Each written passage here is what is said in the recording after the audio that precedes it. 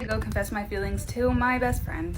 So this has been one of my best friends since around 2020, but recently, you know, he had gotten a girlfriend. When I say recently, I meant like last year, like beginning of last year. You know, the many years that we were friends before that, I never really thought much of him. Like, yeah, we were really close. It was like a really weird, like deep connection that I haven't really had with anybody else.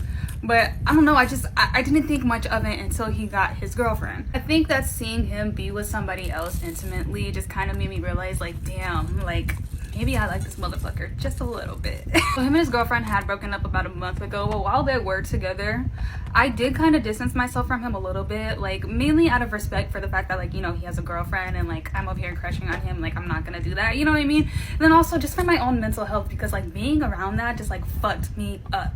And don't get me wrong, like, when I found out that they broke up, bitch, I was ecstatic. Like, obviously, I was sad that he was sad, but also, you know what, like, it's like, now it's my chance. I am kind of scared of being the rebound. Like, I waited a month, you know, so he can get over it, but, like, I know it doesn't take a month to get over, you know, like, your fucking first love, but I can't wait any longer. Honestly, I don't even know how I'm gonna go about this. Like, how do you confess your feelings to your best friend of many, many years? You know what I mean? Like, it's also just like, what if it like ruins our friendship, you know? What if he doesn't feel the same way and now he's all weirded out and now he never wants to fucking talk to me ever again? Because this has happened to me before. We have plans to see a movie tonight and I'm like, okay, well now I have 3 options. Either I can do it before the movie, I can do it during the movie, or I can do it after the movie, you know? Let's say I confess my feelings to him before the movie. Then it could be like, you know, a cute little first date moment if, you know, things go well. Then it's like, if it doesn't go well, then it's just gonna be awkward as fuck during the movie, and it's just like, okay, well, maybe I shouldn't have done that. It's basically the same thing if I do it during the movie. It could be a really cute romantic moment, or it could just be a really embarrassing disaster. Yeah, I think I'm just gonna play it safe and wait until after the movie just to like save myself some embarrassment. Don't worry though, I'll keep you guys updated. Oh my god, you know what we should do? I'm filming this like in real time. I'm gonna change my profile picture tonight depending on like where I'm at. So this profile picture means that I'm still getting ready. This profile picture means that his way. He's on his way. This profile picture means that I'm with him. This profile picture means we are in the movie. This profile picture means that I finally told him and it went well. And then this profile picture means that I told him and it did not. Bitch, my eyes watering because I'm nervous. Like, only the people who have made it this far throughout the video will know what my profile picture means. It's like a little inside secret between us. I, 40 male, fathered a child during an affair 12 years ago. The mom, 35 female, went to hospice within the last few weeks. My wife, 38 female, Carol, and I were not married yet. We were together and I bought a house about 13 years ago. She was basically living there. We've been married for 10 years now. We have 2 boys, 10 and 7. Things have been fine. Just family life. I have not cheated on my wife while we were married. A woman, 35 female, Shelly, who lives in our neighborhood. She's a friend these days. Her and her ex-husband bought a home basically around the same time. We met at various events, garage sales, etc. in the area. I've had the house for a year and I lost my job. Carol was de facto living there. She was staying there with me 20 plus days a month and she still technically lived at home. So I decided to get my insurance and real estate license just in case I couldn't find work for an extended period of time. Shelly wasn't working either. She just kind of tagged along and worked on getting one too. Well, over the course of 5 to 6 months, me and Shelly were fooling around a couple of times a week. Shelly became pregnant. We stopped the situation. It never really occurred to us that it could be my child. We were using protection most of the time. So about 2 years later, Shelly and her husband split.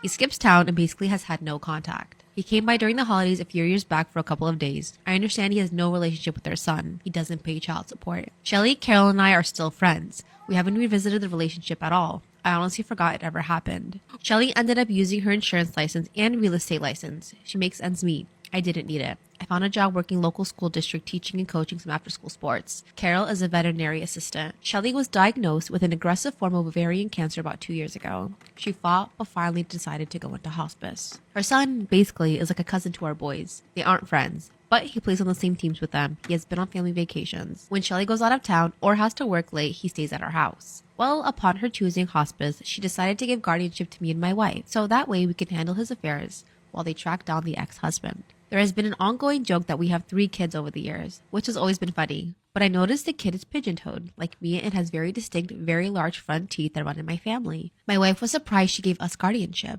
but her reasoning was he wouldn't have to change schools and he knows the family. So I started getting nervous and I asked Shelly, is her son mine? She used to think no, but about 3 to 4 years ago, she started realizing I probably was.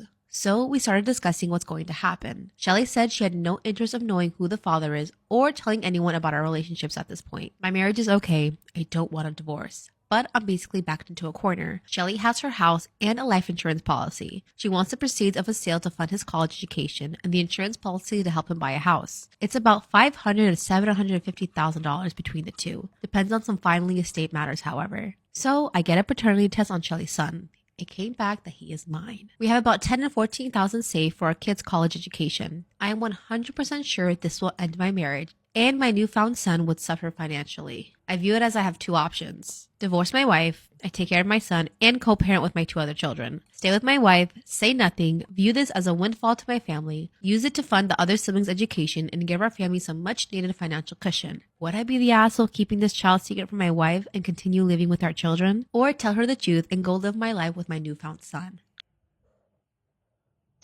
On this day 2 years ago, my sister went missing, and in the midst of us looking for her, I found some of the darkest things about her.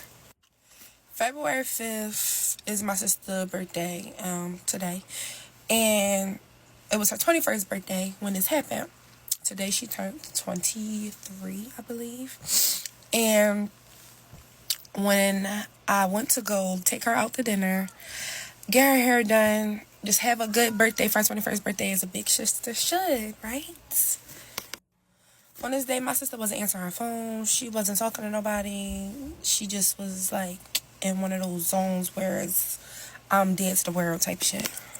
So as I'm concerned, I pull up to my mom's house where she stayed, and she basically was crying as soon as I got there. Like, Dad, and me and my big sister do these. My heart is like, what's wrong? What's wrong? What happened? Like that type of time. And she didn't really want to say anything to my mom. So I'm like, what is wrong? So I took her to my car. So I'm like, what are you pregnant? Like, I'm thinking all this stuff. She's like, like she's crying. She just like not saying words though. So she's like, So I'm like, okay. So I'm like, all right, do I need to take you to the doctors? Like, what's going on? So she's like, no, I don't need to go to the doctor. I'm bleeding. I'm like, so you bleeding down there? So she had panties in her hands, balled up panties in her hands. I'm like, did you have a miscarriage? Like, do I need to take you to the hospital? So she's like, no. So now I'm concerned. Mind you, she got panties in this hand and sage in this hand. Why do you have sage? I don't know. She was going through a frantic. My sister get fried. So she was fried out her mind. You know how you get lost in your thoughts when you fried out your mind? That was her that day. Like, she was going zooted. I'm going to insert a picture of how she looked in my back seat. So I gave my big sister speech, tell her everything going to be cool, whatever you're going through, pray about it, that type of time, because I'm a child of God, so I think God fixes all problems, and that's just what it is. So then she says she's not pregnant. So I'm like, so why are you bleeding? I'm confused. Now, my sister is very secretive. Like, nobody knows anything about this girl. She lives her life in a secret, okay? And it's a reason why. So after I had my speech with her, I'm like, all right, just go in the house, get washed up, and I'm gonna come back. We're gonna go to the Dominicans, get your hair blow dried, and we're gonna go out to dinner tonight, right? So hours go past. I call my mom, like, is Lee ready? She like, Lee ain't here. So she left. So that night she left her phone. She went missing. Nobody knew where she went, right? You know, everybody know my sister has mental ill problems. Like, she needs to get 302. She needs her medication. Shit like that. But nobody in the family really take it serious. How they should. So I'm like, well, she said she was bleeding, so let's check the hospital. So I'm calling the hospitals. They don't give you no information about nobody. So that was pointless. So I go to the hospital, see if I see her in like a waiting room, because in a Philadelphia hospital, you're not getting seen right away. So you might be in somebody's waiting area. She wasn't in the hospitals. So we riding around looking all over for her. Don't nobody know where she at. So that proceeds me to go through her phone. So as a big sister, I'm going through her phone by myself. My mom not around. I'm going through her phone, and I'm like, all right, let me see the last people she was in contact with. Maybe I could call them and see if they spoke to her. So it was this one guy she was in contact with. He was like, oh, no, I haven't seen her in a couple days. Well, I was wrong. Mind you, my sister's 21 at the time. This man is like 30-something. So I'm thinking, like, maybe he got her, he kidnapped her or something. Like, all this bad shit is going through my head, right? Alright, it's getting late now, so nobody heard from her or whatever. We waited around, rode around, looking for her, nothing. We went to like her closest friends. She really don't even have any, so it was nowhere to look, to be honest. So the next day rolled by. I'm like, Mom, did he ever come home? No, she never came home. So now we putting out a police missing person report, right? We did that, but because it wasn't 24 hours, really, it's like, alright, we gotta wait a couple more hours, and then the police will go out and look for her, whatever the case may be. Cool. So then I'm on my detective type shit. I'm all looking at her room, looking for clues, just looking all over the room, right? Her room smells like fucking piss. Like, she been depressed in her room, pissing in a fucking cup. Like, her clothes is packed up like she finna run away. She got all her notebooks laid out on the bed. Her notebooks had secrets in there. It had all her passwords in there. So I'm like, yo, maybe she really went missing. So, like, we really scared at this point, right? So remember I told y'all she got mental issues. So we started calling like the mental hospitals to see like if she checked herself in or whatever like that. So she didn't check herself inside the mental hospitals, but then my mom found out that she was at Einstein Hospital. So what I do as a big sister, I go to Einstein Hospital. So they couldn't really give me no information, and I didn't see her in the waiting room. So I'm like, maybe she admitted. So I just waited a couple hours to see like maybe she get discharged, maybe she'll like come around. No. So someone told me just to like start going through her phone, like, parents, check your kids' phones, and I mean that. So because the hospital ain't give me no information, I'm just going through her phone trying to like get clues where she could fucking possibly be or whatever, right? So I went down a rabbit hole I should have never went down, but God was revealing it to me. Everybody familiar with Telegram chats? Yeah, she was in one of them. But it ain't no scam, and it ain't no tricks or no fucking pics or no none of that in that bitch. What the fuck was in there, you'll never ever want to see. Now let's go back before I even get into it. Let's go back. January 26th is my man's birthday. Remember, this was all happening February 6th. So January 26th is my man's birthday. I asked her to babysit my daughter. Now, this is a fresh year. We don't really get out. I try to do something nice for my man. We don't really get no babysitters because the village ain't villaging over here, okay? But who was willing to watch my baby? My sister, who I loved and trust with all my heart, right? Who I never would think would do some crazy shit. Not to me, right? Now let's go back to what's in the messages. I told y'all she babysitting my kid, right? So I'm scrolling at her messages. I'm looking like, what the fuck am I watching? Child P? Oh, hell no.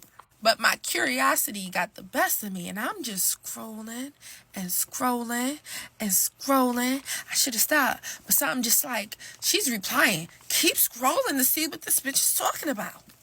Y'all, she's saying some foul ass shit in the messages. Now, I'm going to put the full story time on YouTube, and it's going to have everything on that bitch. So make sure y'all subscribe to my YouTube channel. So I read a message that say, she got cameras, so I'm going to have to take her upstairs. Take who upstairs?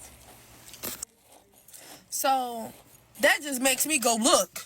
Oh, bitch, what the fuck is you talking about? So I go back to the day, January 26th. Where she watched my motherfucking child.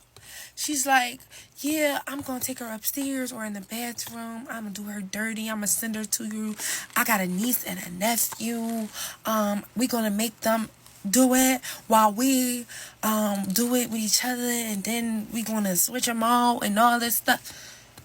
Man, all I could do was drop to my knees and scream. So I'm just telling me keep scrolling up though. Like the guy was like, you gotta keep going, girl. You gotta keep going. And I kept going. Until there was videos that was unsent.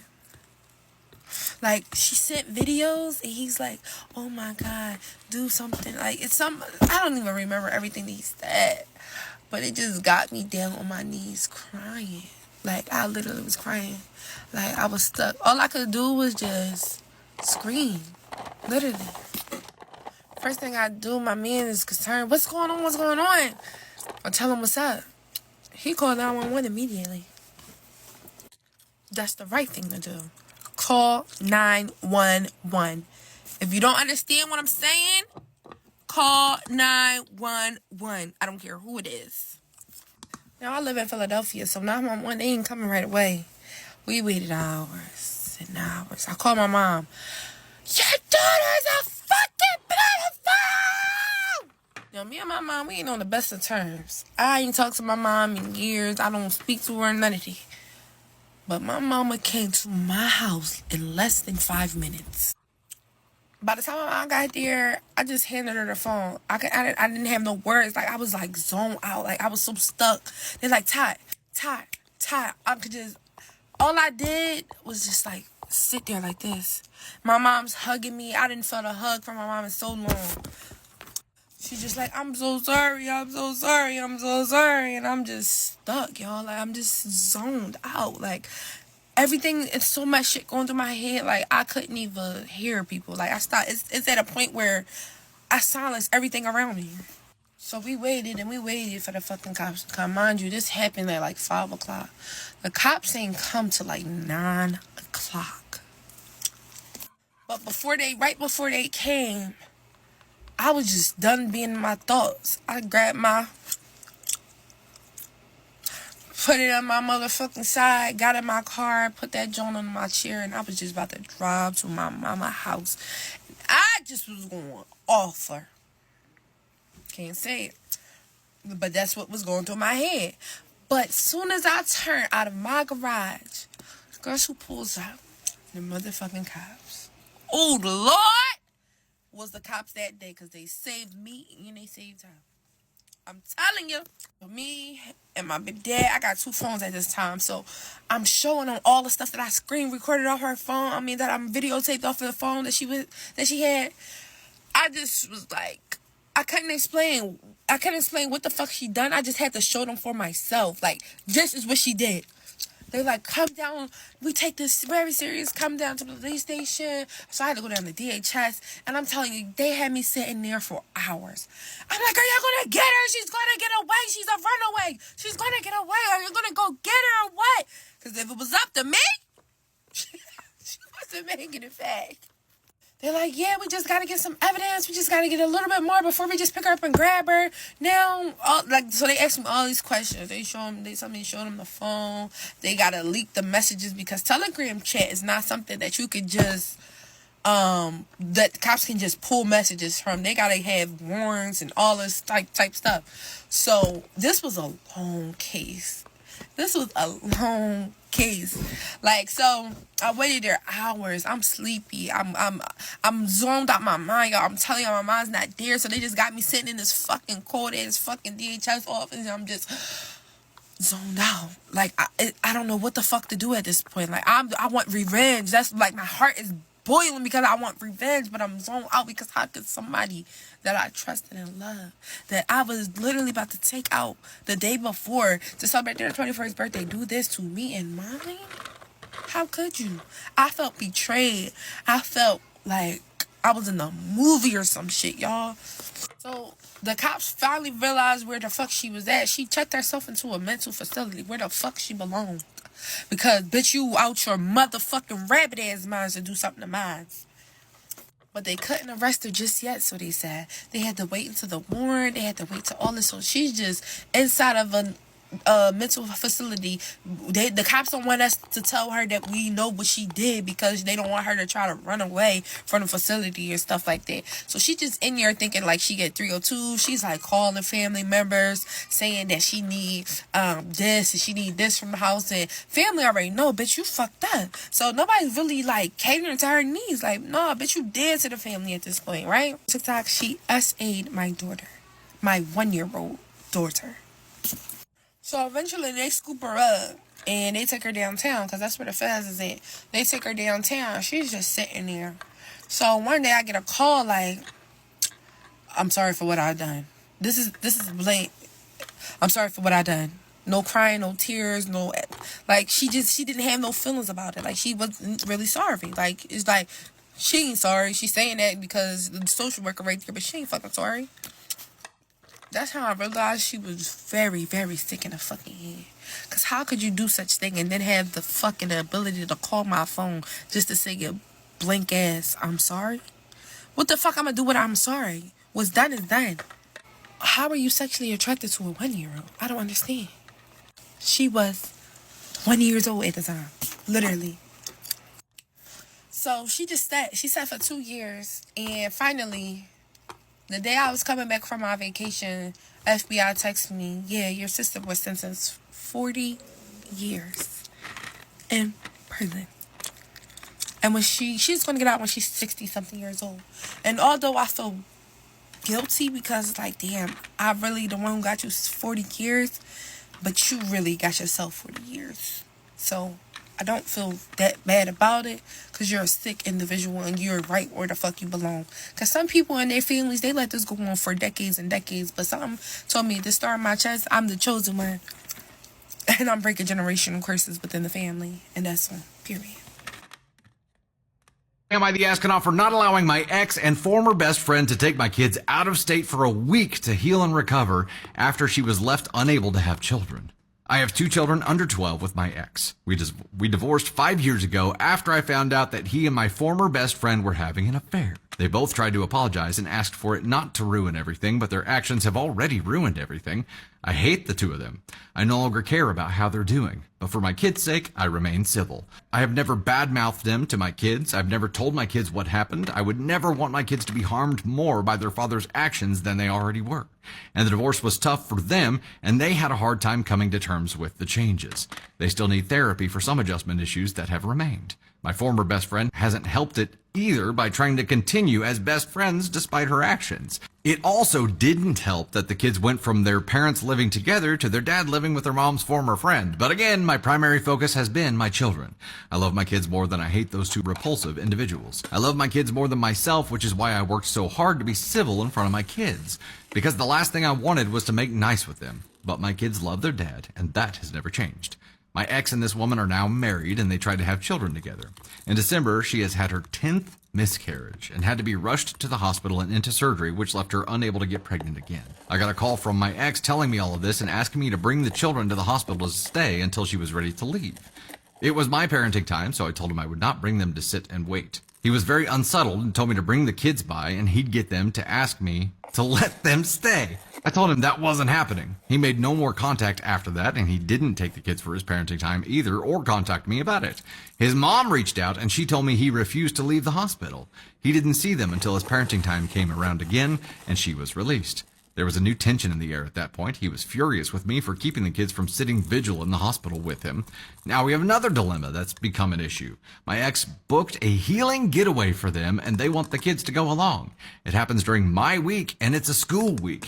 He also wants to take his weeks as normal before and after that. So he would have them for 3 consecutive weeks. For what he stated, he would potentially keep them out of school for that long so the kids can be there to help her recover and grieve knowing she has them, was how he explained it to me. I said no, and I explained that I was not letting him take them out of school for a week just for her. I told him the kids are not their emotional support to get them through this, and therapy is significantly better. I told him I didn't approve of them missing extended school time periods, but I wasn't giving up my week for it. He tried to state the week he missed should be made up for it. There it is. But our court-ordered parenting plan states if a parent voluntarily doesn't take their week without an agreed-upon makeup period, then the other doesn't need to give a makeup week in return. I pointed this out to him, and he asked me how I could be so by the book about this. He said human decency would state that I should be willing to put aside our differences at a time like this, and that school isn't more important than family. He asked me how I would feel if she ends her life because of this, and my refusal was part of the reason why. I told him I wouldn't feel anything. I told him they lost all their rights for me to feel something when they betrayed me, and I would not be manipulated into agreeing. He's pushing very hard for this and trying to guilt me into agreeing. I know I might be overly harsh in my response to this, so I wanted to ask if people believe that I'm wrong or not. Am I in the wrong for making my sister almost lose her job after I refused to babysit for her ever again after I found out that she's sleeping with her deadbeat ex but not expecting him to help with his son? My mom says that I overreacted and I'm being a huge a-hole, but I just feel so used. I, 24 female, have an older sister, 27 female, who has a 9-month-old son. She doesn't make enough to pay for daycare in our area, but makes too much to qualify for assistance, so me and my mom help her out with the baby. My mom watches him Tuesdays and Thursdays, and I watch him Monday, Wednesday, and Friday. I'm in grad school and take classes online, so it's been a struggle to watch baby and also be in my Zooms and do my work, but it's worth it since I love my nephew. We all live together, by the way. My sister has been a single mom from the beginning. He denies being the dad, sent her horrible messages, and is a deadbeat. He wasn't at the birth, not on the birth certificate, and hasn't seen his son ever. She put him on child support, but he works under the table and doesn't pay anything because she says he's unemployed, but he has money to live. Honestly, I feel like a single mom at this point with how much I help her. There's times my mom is watching him and gets called into work, and I have to watch him even if I had watched him the entire day before. My sister also works as a hotel manager and gets called in all the time to cover shifts, so there's times when it's 11 p.m. and she wakes me up to watch him so she can go to work. Right before finals last semester, my sister woke me up at 11 p.m. to tell me that the night audit girl had called out and she had to go in to cover her. I had a huge proctor test the next day, but agreed because my mom was working an overnight shift and there was no one else. He was up all night crying, so by the time that she got back at 7 a.m., I was exhausted and I ended up not doing well on my test. I was fine with this until a few days ago when I got home and overheard my sister gushing on the phone about having sex with a guy, and I was surprised since I didn't know that she was seeing anyone, and I asked her who she was talking about. She looked so shocked that I was back and overheard, and she ignored me, but her friend on the phone said, "Oh, she doesn't know that you've been sleeping with Jake again? Jake is her deadbeat baby daddy." I was so shocked. My sister looked so guilty and hung up the phone and broke down crying, saying that she's been hanging out with her ex for the past 2 months. The deadbeat ex. The one that's a deadbeat. To their kid. I was disgusted. She told me that she loves him so much and missed him. I asked her with how much she works, how the hell she was able to see him, and she told me that she would meet him at rooms at her job and lie to me and my mom about working. I asked her if the night that she left before my test, was it a real shift or fake, and she said fake. That's when I lost it on her and told her that she's disgusting. That wasn't the first assignment I had to sacrifice time with because of her going to work at all hours of the day, but she knew that this was an important final I had in the morning and still lied about working just to sleep with him. Deadbeat ex. I've never felt so disrespected. I told her that me and my mom have been bending backwards to be her baby daddy since the actual woman won't step up, and that her sleeping with him is not just a slap in the face to me and my mom, but to her son. Sleeping with an ex that did you wrong is one thing, but one that got you pregnant, abandoned you to take care of your child alone, and is a deadbeat is just pathetic. She said she can't believe I'm mad and that it's her body and she can sleep with whoever she wants. I told her then she can ask him to watch his son since they seem to be on good terms, and that I will never watch her son again. I just can't wrap my mind around how a woman can be turned on by a man that is a deadbeat to her own child, but will give me and my mom attitude if we make plans because it can interfere with her childcare. I don't know if she thought I was joking, but yesterday she came into my room since Friday is the day that I watch her son, and she placed him on my bed and walked out, dressed to go to work. I picked him up and followed her and told her that she can take him to his father's because I won't be watching him. Not even for pay. She started crying, asking if I'm serious, and I said I was very serious. She can message him to sleep with him, but she can't ask him to watch his child? According to her, he's unemployed, so he surely has time. She said he doesn't want to watch him, and I told her, oh well. She ended up leaving with him and brought him to her friend, but she arrived to work late, and the regional manager was there, and she got written up for being 30 minutes late. She told my mom, and they're both mad at me and have been giving me the silent treatment, but my mom says she's disappointed in me since no matter what, we need to support my nephew, and no matter my sister's choices, I shouldn't let it stop me from being a good aunt. So, am I in the wrong? Am I the arsehole for fat shaming my friend? Story time. So me and this girl who we will call Amy aren't really friends. The only reason we speak is because we're in the same friendship group. And to be honest, if it wasn't for that, we just wouldn't be friends. Amy is the kind of person that believes she has the right to speak her mind, even when giving that opinion could upset someone. This includes giving unsolicited advice. We barely interacted, right? And I never ever had problems with this girl until last week. Hello, Glow. So I recently lost a really close family member and I was not doing well during this period. But I put myself into therapy and I'm doing so much better now. You know how it goes sometimes when you're going through a rough time, you're not looking after yourself, and I ended up putting on quite a bit of weight. And I'm not gonna lie, this change in my physicality is also another reason why I had been avoiding my friends. I wasn't feeling my confidence so. Last week I really built myself up to go see my friends again, but Amy just keeps on making comments about my appearance. She's saying, God, you've just really expanded. Now, I found these comments a little bit ironic. From conversations that we've had in group settings, I know for a fact that Amy has always struggled with her weight.